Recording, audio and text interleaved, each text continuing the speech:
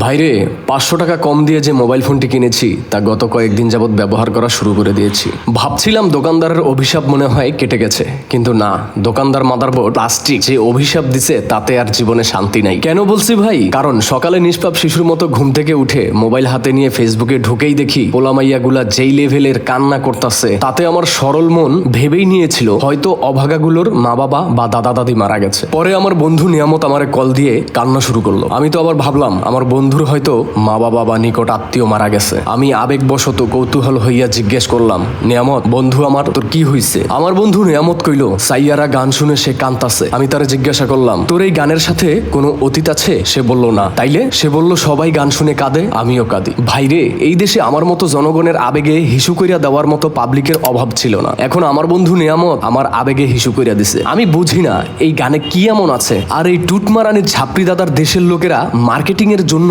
কত না কি করে, করবেই না কেন? দাদাদের মাথায় তো ছাপড়ি মার্কার মার্কেটিং ছাড়া কিছুই নাই।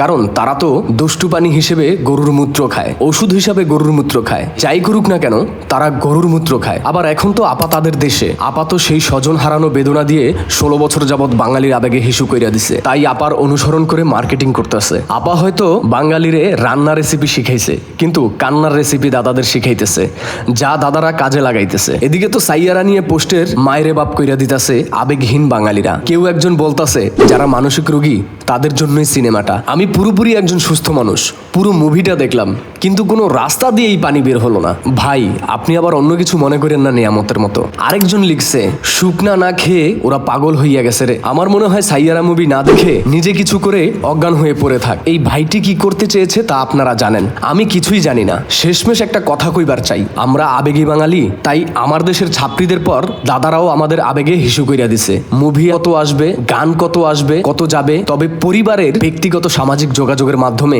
শেয়ার না করে আসুন সচেতন হই।